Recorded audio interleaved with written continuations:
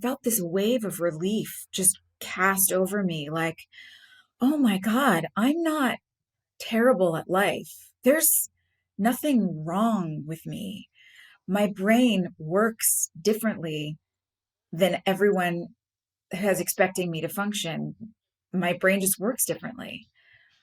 And I just raised a child on my own, but like for the last 10, 11 years with this issue.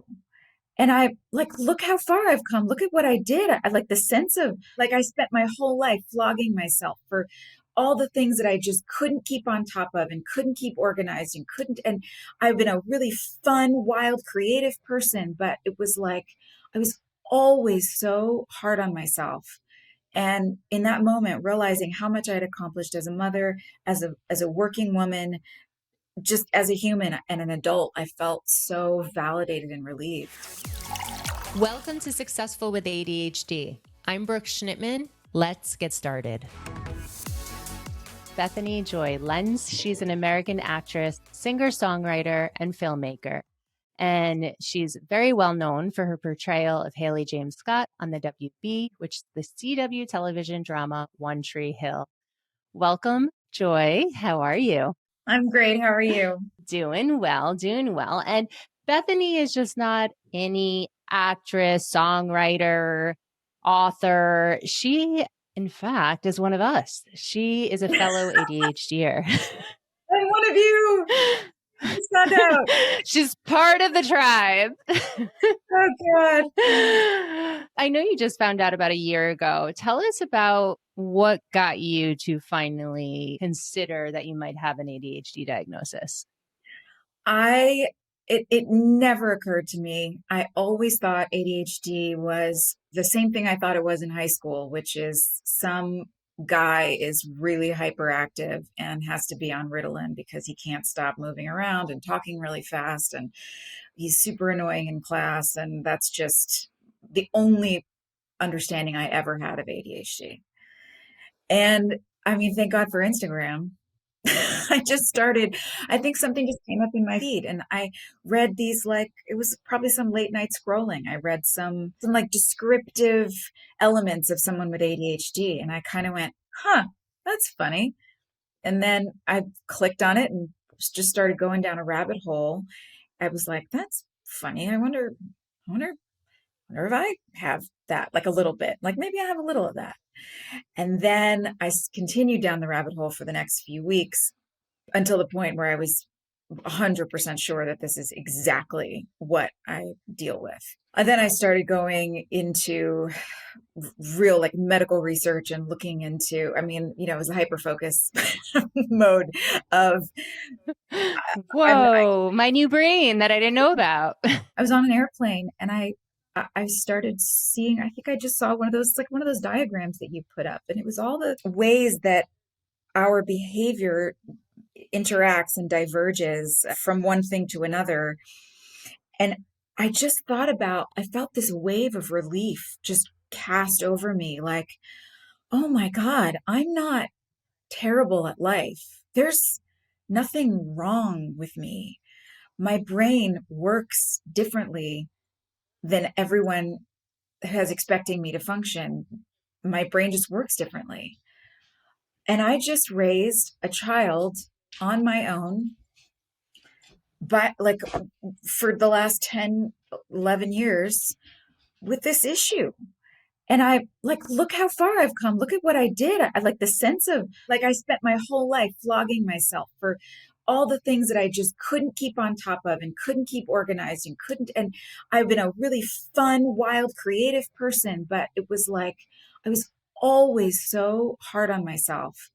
And in that moment, realizing how much I had accomplished as a mother, as a working woman, just as a human and an adult, I felt so validated and relieved. And that was really the first month of realizing that this is what I had. Yeah. So you felt validated and relieved. Do you have an official ADHD diagnosis? I do. It took me about 6 months before Okay. I went to go get the diagnosis because I didn't want to, I don't like medication. I don't like having things in my body if I don't have to. And so I realized that I had this, but I wanted to put into practice all of the tools and suggestions for how to try and manage this on my own. And so I did that for about 6 months. And then I realized it was not enough. I just was not capable. My brain, the chemistry is off and I need help with it. And so yes, then I called the doctor. I went in, did my 2 or 3 sessions, got my diagnosis and got my prescription and started just experimenting with that. But it was amazing. I mean, it was like shockingly amazing, the difference at how much more like myself I felt, how much more settled, dropped into my body, focused, capable. It made a huge difference. And so being able to continue to talk with my doctor through that over the last year has made a huge difference in my ability to actually finish a lot of tasks that I start and not feel so overwhelmed. Yeah, I mean, look at all that you've accomplished in your life. And especially now, you have your newspaper that is launched. You Yeah. have the Strawberries new single that you just dropped on August 18th. Yeah. You have a podcast, Drama Queens. You have a lot. You have an 11-year-old child, you said? Yeah. 12-year-old. 12-year-olds? Yeah. So you've been moving and shaking.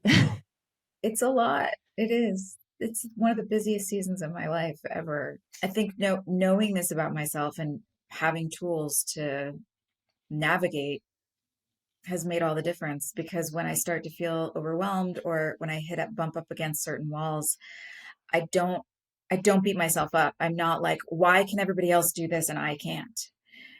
It just moves into a Mhm. different zone of like, let me focus on what I'm really good at. Here's how I stay in my lane. And now I don't feel guilty about bringing in other people to be good at doing things that I am not good at doing, you know? I love it. So you delegate, you stay focused on your strengths, which is so important. You don't beat yourself up about the things that are your weaknesses and you're more aware of that. It all starts with that awareness. And I love how you really immerse yourself in the tools and the strategies and the community of people with ADHD because that is where you're going to learn the lifelong lessons and feel like you are a part of this group. And then the medication very often is something that comes after, and it's a triage effect. Now, I understand that a lot of people don't like or are nervous to take it because they don't want that in their body. Yeah, Um, but the effects, it helps 80 to 90% of people who take stimulants. And it actually, without medication, very often, the studies showed that you can live 13 years less than with medication because of all the risky really behavior, the interesting. impulsivity, the stress. So I'm Yeah, not pushing medication on anyone, but I too am on medication. I did the behavioral piece first because you have to understand how to work with your brain. And then the yeah, medication will help you fire more regularly. I agree.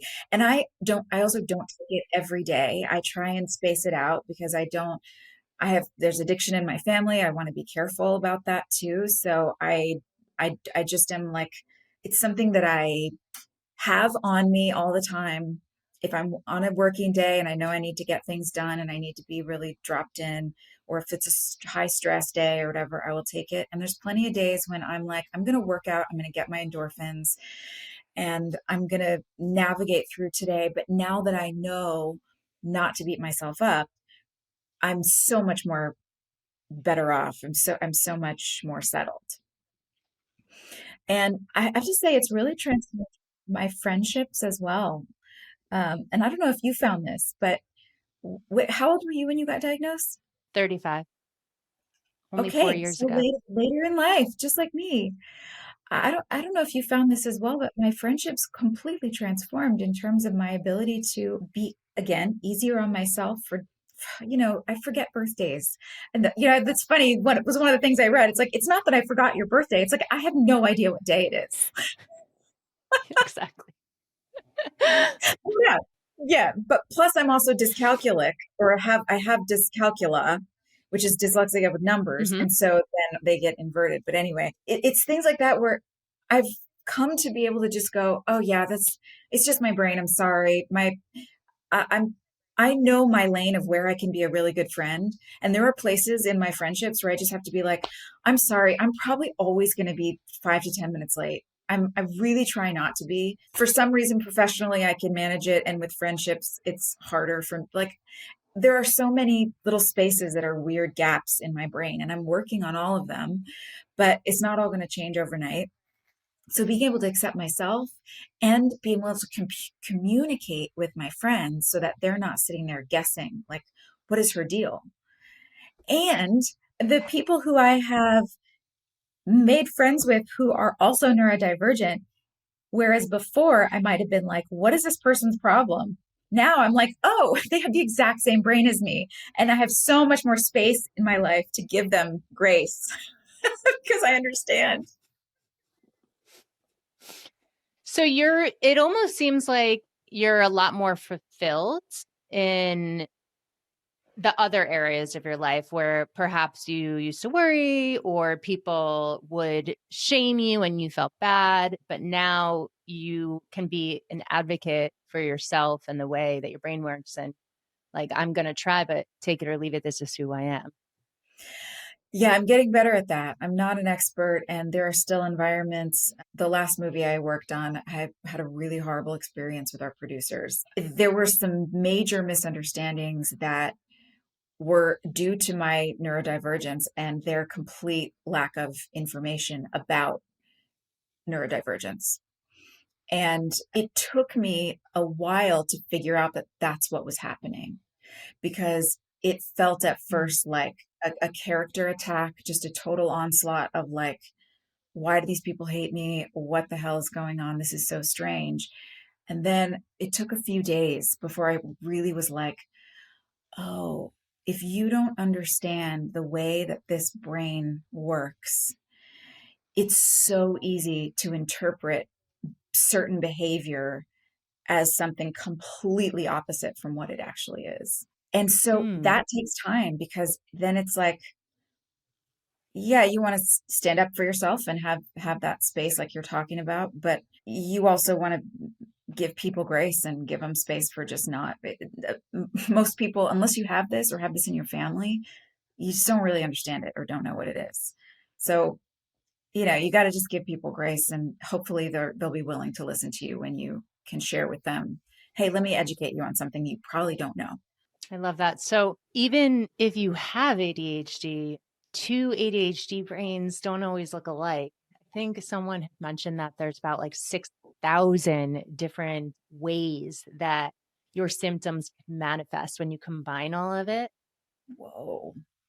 So, with that being said, I have ADHD, you have ADHD, my husband has ADHD, my two stepsons have ADHD. We all look different Wow. internally, of course. Do you find that it's still easy to recognize though? Like even though the symptoms are different, do you still feel like you're able to,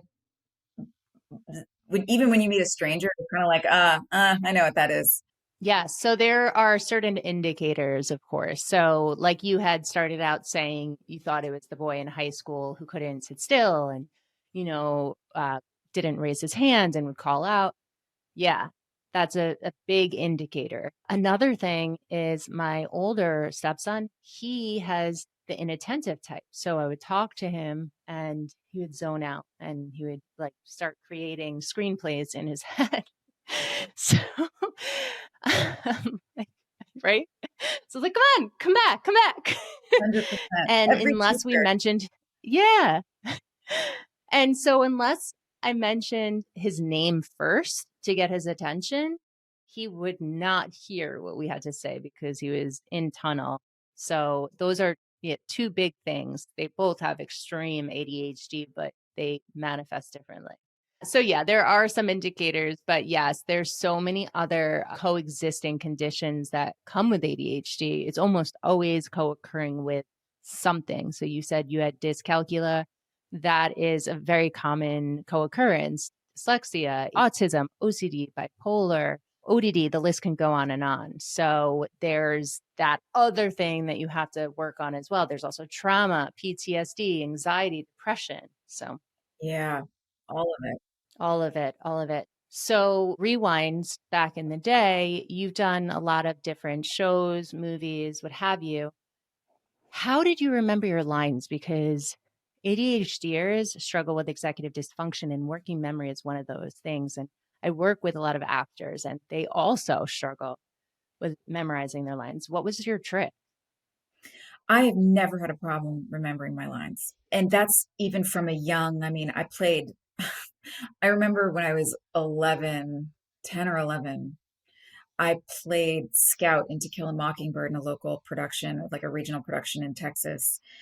And the first rehearsal, I showed up and I had the entire play memorized. I knew everyone else's lines and mine. Wow. And for me, that's a hyper focus because I'm so intensely interested in it. But also as an actor, the whole the whole point is that it's in your body and you're listening. And so if it's good writing, you really should just be able to listen. And if you're completely present and dropped in and in the moment, your natural response will be something close to what's on the page. And then my brain just kind of ties it together. So the words may not come out from me exactly the same way as they might come out from my character, but they're similar enough that I have a photographic memory as well. So I can go back and remember where on the page it is and sort of I can't read the lines exactly in my brain, but it's close enough that I will remember. No, that's a really good explanation because you are present and you love acting. And I just read in the National Geographic that so much, and I knew this, but so much of memory has to do with emotion. So if Mm. you are emotional when memorizing the script, you're going to remember it or have an easier time remembering it. But if I read anything else, I would love to be someone who is super well spoken about data and the things that I read about social political discourse, just information that I consume from various sources and things that help me formulate a lot of my opinions about life and activity that's happening around me in the world. I'm always open to being changed, but once I have established a foundation for something, the information is gone. There is no way that I can actually recite back. I could tell you where on the page it was that I read it. I could say it's like the top left corner of that book that's on the shelf, on the bottom shelf to the Right. right. But there's no way I could tell you back what the numbers are or exactly what the quote was. I might not even really be able to give you a general sense of what I read. I could just say something, I read something once that I made sense to me. And in the moment, I'm super interested and I will do additional research and I will kind of do everything I need to do to feel like, okay, I can formulate an educated opinion about this. And then I have the opinion and then I move forward in the world with the opinion, but the information is gone to me. And it's so irritating. Well, two things. A, you have dyscalculia. And B, Yes. you said when you're acting, sometimes the words are not exact, but the emotion and what you say are close enough. But when you're talking about data, you have to be exact, right? If you're a researcher. Yeah. So it makes sense that you wouldn't remember that. Just like you said, you don't remember what day it is, right? It's not that you don't remember the birthday. You just don't, you're not like present to what the date on the calendar is. So I Yeah. guess we all have our strengths and weaknesses when it comes to We do. memory. We do. I have a friend who's got ADHD, but she's amazing with data. Like she could tell you exactly what everything she'll read a whole book and then go tell you everything that's in the book and what page you can find it on. Like, I wish. Wow. Yeah. So 35% of individuals with ADHD are entrepreneurs. Not sure if you knew that, but I we didn't know have this that. drive to be, yeah, we have this drive to be our own boss and make our own rules and just create. So you have a lot of different things going on. You have a book coming out. So tell me how you manage it all. Sometimes I do well and sometimes I don't. I mean, I've historically never done well managing a lot of things, although a lot of my friends would tell you differently. I do have a lot of friends that tell me, I don't know how you do it all. You're amazing. And I'm like, I don't. What are you talking about? I'm failing constantly. And it doesn't, I guess, look that way to the outside, but I do feel constantly like I'm failing. And getting this diagnosis, being able to know how to use the medication to my advantage and being able to learn how to feel okay about delegating has made a big difference in my productivity. So right now, I would say timers make a huge difference. This is how I'm managing my motherhood, my music career, my newspaper that I'm the founder and editor of, and my podcasts. And of course, there's other things. Time to meditate, just getting outside, scheduling like an hour break or a 30-minute break to go outside and put my feet in the grass and just ground, and scheduling in a phone call, 20-minute phone call with a friend that I have to catch up with. I'm really learning to love and use my calendar a lot for just breaking the day up into small bits, and then really trying to be diligent about shutting everything down at 5:30, 6 o'clock, or 5, just depending on what the day needs, and make dinner, focus on my daughter, relax, and take a mental break for myself. Those are the things that help. There's no perfect formula, and I wish there were, but Yeah, no, I love how you said that you actually schedule those 20 minutes to ground yourself. It's not just about the work productivity that goes into your calendar. It's about the 20-minute phone call to your friends, the 20 minutes of going outside and being mindful, being like the non-negotiables. yeah. Well, because I can't trust myself to remember to do those things. There's no way. Like, I have to put a reminder in my phone. I have to, and I've done it enough in my life. I still do it sometimes where I'll go, oh yeah, I got to remember, okay, as soon as I get home, I have to call so and so, or as soon as I get home, I have to make sure to put the thing in the oven. But that's 10 minutes from now. And by the time I get home, it's gone. I'm completely somewhere else in my brain. And I won't remember to take the Hmm. roast out of the freezer or the fish out of the freezer until it's dinner time, and then it's too late. And then now we're ordering from DoorDash. You know? So I've got to set reminders with alarms, got to set timers. I just cannot trust myself. And that's okay. I don't feel guilty about it anymore. That's awesome. Yeah. With ADHD, we have that now or not now mentality. And literally anything that's 10 minutes out is the not now. It's really hard to remember that when our brain is constantly in motion and we are either overstimulated or understimulated. So when you're going into the kitchen and you're forgetting about the frozen fish or whatever, it's because you see something along the way, right? That Right. triggers something and it reminds you to do this. And then that takes you down that weird squiggly. Yeah, Yeah. always. And you also recently had an article come out about you that Yeah. you spoke on your podcast about being in a cult for 10 years. And I'm not sure many people know about this. There's not really data or studies out there, but there are ADHD experts who talk about cult followings and ADHD. Like, this is a common tie.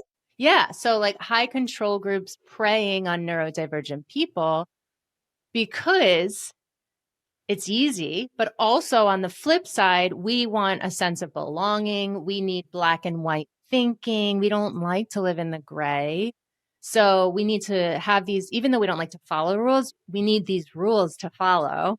It's the ADHD contradiction, and people that can be our people. So, very often, like I was part of, before I became a coach, I was part of Landmark. I don't know if you've Oh, heard of that. yeah. It's a great coaching program. I love it. I learned a lot, but it's compared to a cult in many aspects.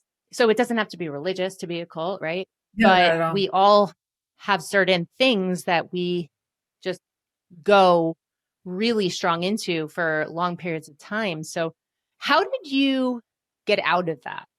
And I'm sure you talk about it more on your podcast, but what was that like for you? Well, In terms of the of when I look back at my ADHD, I think you're right. I think the hyper focus and being able to assess a lot of different things at one time is what is and was really helpful and really useful for me. Once I hit the point where I realized I needed to go in a different direction, I think a total superpower of ADHD is to be able to calculate a lot of different variables at one time. This is something that I've seen work really well. I think it's one of the reasons why I'm a good actor, why I'm good at my job, because I'm not just feeling the emotion. You have to be aware of where the camera is. You have to be aware of where the light is. You have to be aware of where the other actor's standing. You have to be aware of all those things and yet not look like you're focused on any of those things. You have to still stay completely emotionally present. So to hold an emotion, fully feel it, but also have your brain going in 6 or 7 other different directions on the side, it's just so incredibly useful for people in a creative field. And when you're in some sort of a high demand group or abusive relationship or situation like that, and you're able to remove yourself just enough to see all the variables and see all the factors, it really helps to just help you navigate through it, because it's not just as simple as one or two things. Do you think that these groups know intentionally that they're preying on people who are neurodivergent, or is it just there's an easy access because of what you were saying about the need for belonging or acceptance or the black and white thinking? I think it could be both. I don't have, like enough information to answer that. But I also know that very often with ADHD, we could be like super quiet or we could be super loud. So it could be hard for us to build friendships. And when someone is essentially love bombing you, like a Yeah, cult, right? They make yeah, you yeah, feel belong. Like there's essentially no work that you need to do. They just fully are showing you acceptance. yeah. Unconditional acceptance. It seems like it is until the conditions really show up. But yeah. Exactly. And that's also, like you mentioned, abusive relationships. We can jump into a relationship where someone is love bombing us and it's very exciting. And they're telling us all the things that they want to hear, we want to hear. And like finally, we get that euphoria from someone loving us or from what we think loving us. And then the role switches for that person. And very often ADHDers do it to ADHDers. ADHDers can be the love bombers because their dopamine gets really high with new exciting relationships. Yes, that was my next question is Yeah. I wonder about like there seems to be a fine line sometimes between behavior with like true narcissistic behavior and then ADHD behavior, where you're not a narcissist because you do empathize and you have the capability to put yourself in other people's shoes and all those things, but the high of new things, newness, Yes.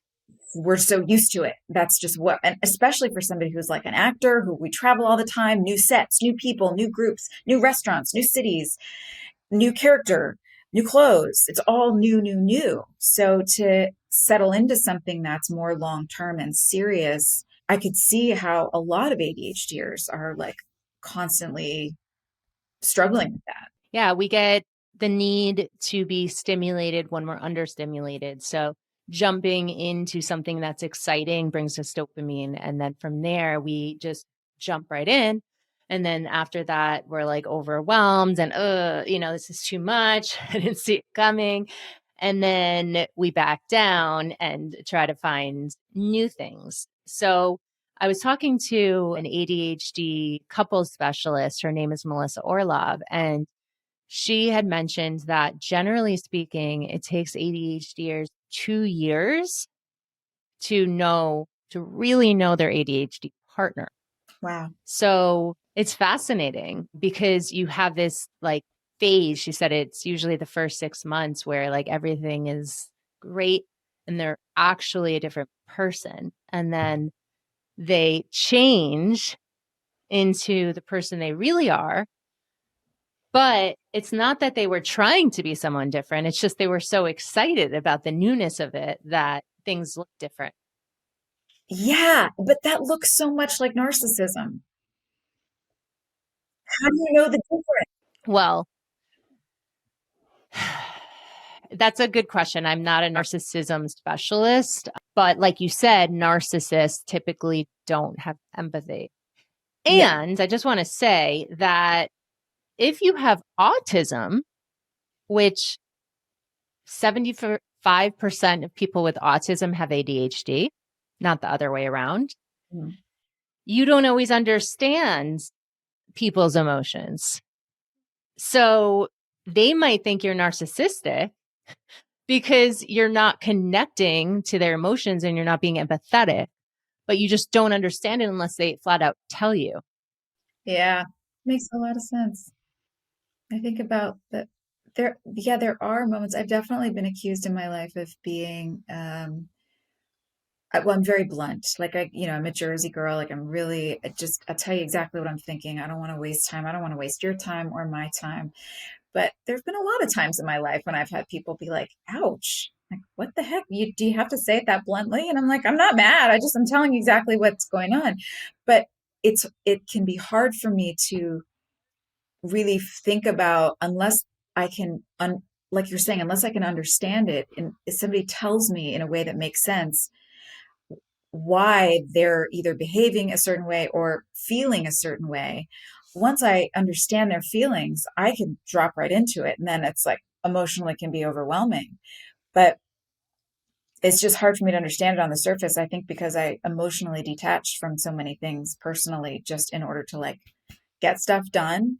And because I'm critical thinking all the time. My brain is always going.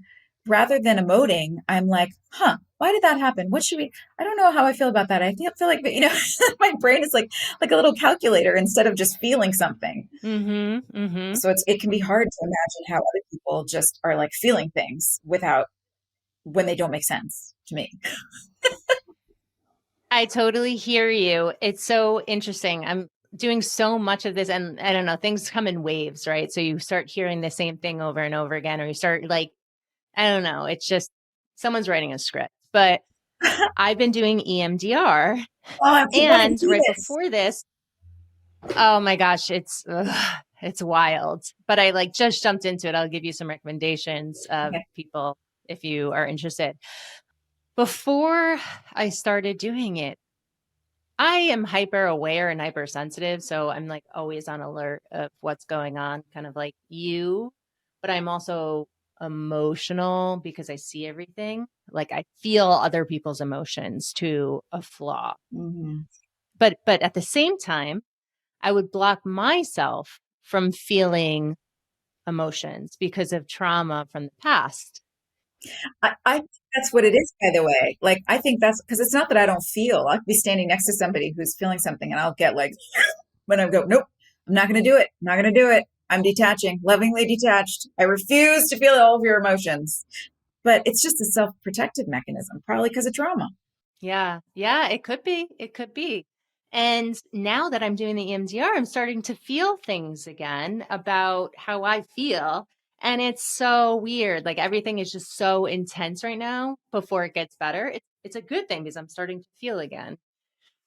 But my whole point of going down this rabbit hole is that with ADHD, you can just kind of retract and not feel and just, isolate, or you can feel everything and be out and about and get it all. So trauma is very often an indicator of this.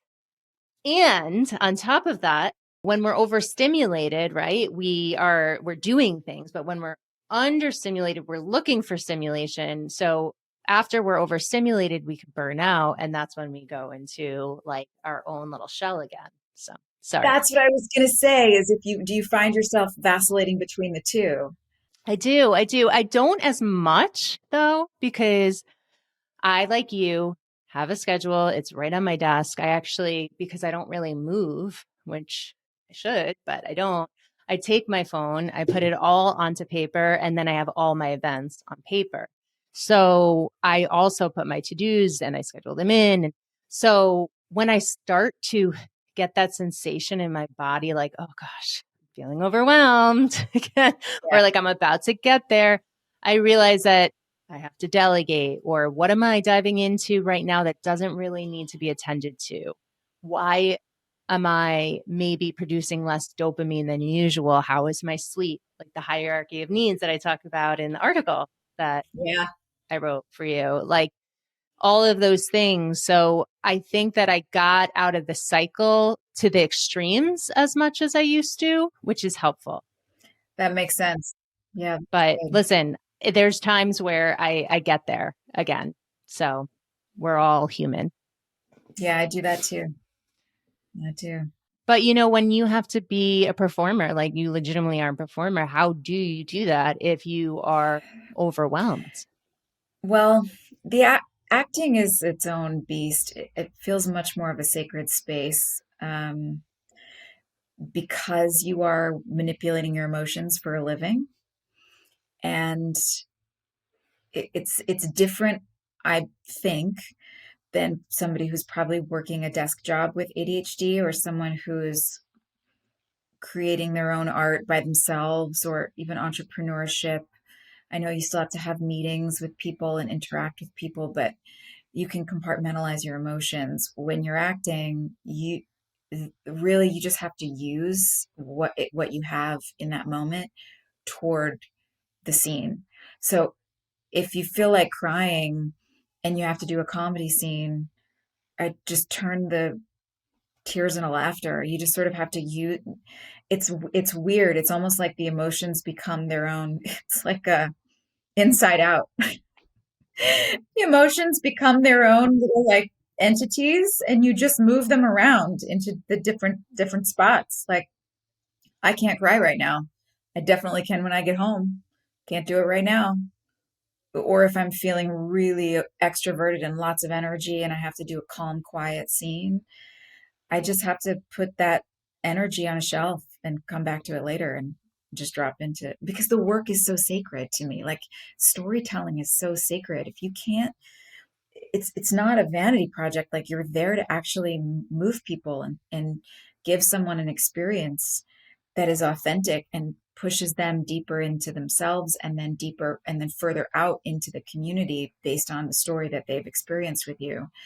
And so if I don't really show up and do my job to give that experience is the best way that I know how, then it's just all vanity. It's just sort of masturbatory, it's like it's not actually doing any good. So I do find that space to be sacred, and I take where I put my emotions pretty seriously. Got it. Thank you for sharing that. I could see an energy shift as you're talking about it too. So, what's next for you? You have a lot in the frying pan. Yeah, I think of my life as a stove with 25 burners. No, more like six burners, really. I have my newspaper is called Modern Vintage News. It's modernvintagenews.com. It's a broadsheet lifestyle newspaper. You can see it. It's all behind me. It's artistic and creative and kind of perfect for a neurodivergent brain. Lots of bite-sized articles. And it's really just dealing with the critical thinking element that we have started to lose because we're all locked into our algorithms that our phone is feeding us. I just wanted to create a space that was fun for people to go spend time, not be overwhelmed by the content or depressed, but dealing with things that are very real, like loneliness or suffering, but in character, thinking about your building your own character, but doing it in a way that is reflective of the past, looking forward to the future, and reminding you how to formulate your own opinion about things rather than just doing whatever the media or algorithms are telling you you're supposed to think or believe. So that's the mission behind I the love that. newspaper. Thanks. And then, yes, I'm a songwriter and have been since I was very young. And it's a huge passion of mine. And so being in Nashville, that's been really fun. And I'm integrating myself here with the songwriter community and have been writing a lot. And I have a single that's out because I also sing. And so my country single is called Strawberries, and that came out a few weeks ago and got getting some airplay on country radio, which is fun. Yay. And yeah, and then a few other things, irons in the fire that we'll really announce when it's the right time. Perfect. Yeah, And hopefully we could share the links to Modern Vintage News and please do. anything that comes out by the time this comes out in the show notes. And people can follow you on Instagram too. Yep, it's just at MS Bethany Joy Lenz, Miss Bethany Joy Lenz, and then the newspaper is at Modern Vintage News. Perfect. Well, thank you so much for being on Successful with ADHD today. I know that a lot of people listening are going to be inspired by your story. And if you're not already one of the 1.5 million followers that Bethany Joy Lenz has on Instagram, go follow her. She has really authentic, creative advocacy posts. I think that a lot of us in this community can resonate with what Bethany Joy Lenz shares. Thank you so much for having me. I'm so grateful and happy to be really genuinely happy to be a part of this community. I think ADHDers are the coolest, man. Thanks for listening to this episode of Successful with ADHD. I hope it helped you on your journey. And if you need any additional support for you or a loved one with ADHD, feel free to reach out to us at coachingwithbrooke.com and all social media platforms at Coaching with Brooke. And remember, it's Brooke with an E. Thanks again for listening. See you next time.